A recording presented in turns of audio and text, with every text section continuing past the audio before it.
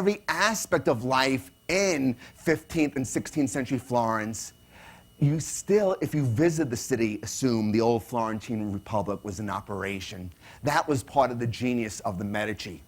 To their credit, they didn't just sponsor art to show how important they were.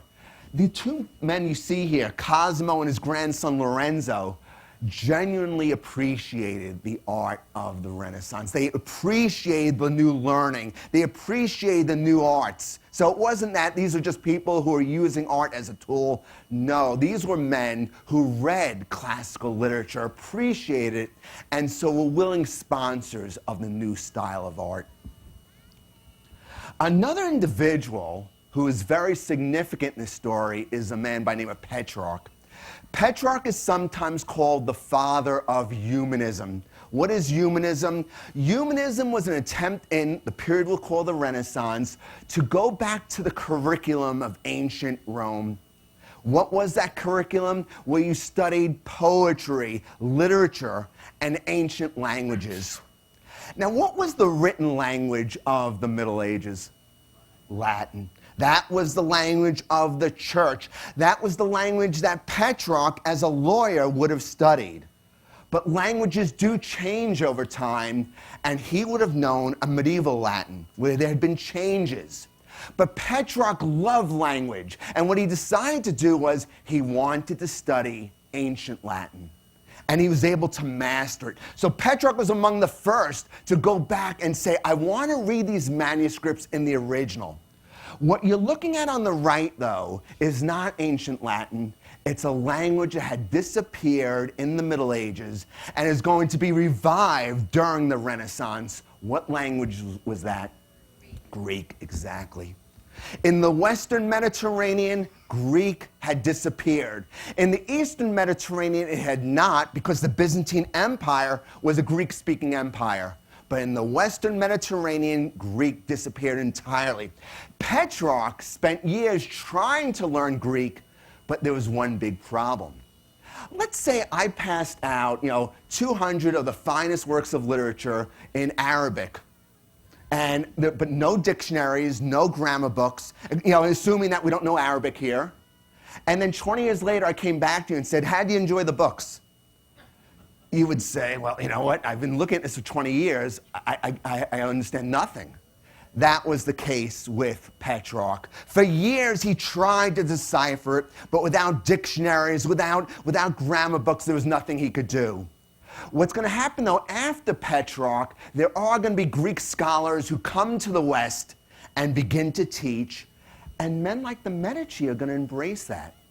There's even a famous story about one scholar who came to the West and taught this packed room for hours on end, and when he was done, the audience didn't want to leave. And so he taught for like 2 more hours, and finally, to get out of that room, he had to climb over their bodies. I've taught college for like 16 years. I've never had to climb over anybody. When I'm done with my lecture, my students part like it's the Red Sea. They're like, oh, thank God he's leaving.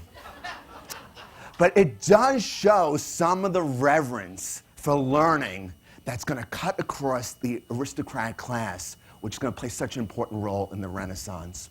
Many of you know Machiavelli. And what's different about Machiavelli? Well, Machiavelli is going to write about politics, but you notice, what does he leave out? The church. That doesn't mean he's not religious. He was deeply religious. But when he's talking about politics, he's using that Renaissance learning from the Greek and Roman past, and he's applying it to his own age.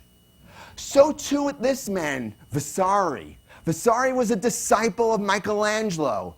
And he's going to write a famous book, and you see the cover of it right there, and it's called The Lives of the Artists. Would anyone in the Middle Ages have written a set of biographies of artists? It's hard to imagine. It's impossible to imagine.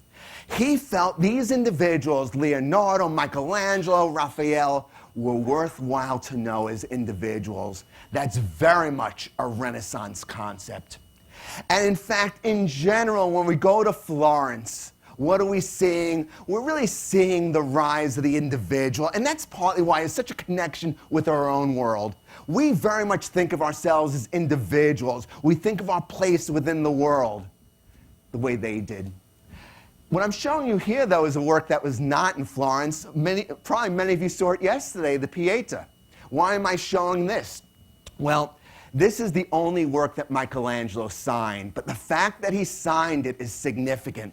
On Mary's sash, she has the name Michelangelo on it. Why is that? Because Michelangelo was standing in front of his sculptural work, and he heard a couple of people referring to the fact that another sculptor did it.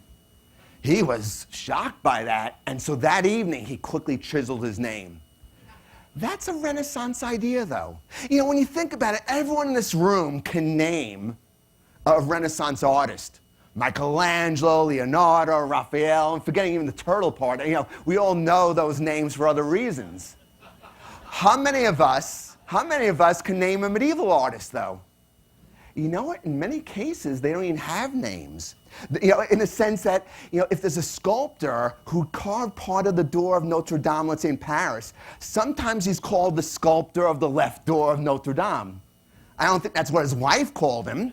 You know, I mean, but still, you know, you have that because there's no name. He may have been a wonderful artist, and we know he may have carved another door in Chartres Cathedral, but he's not an individual to us the way these artists are.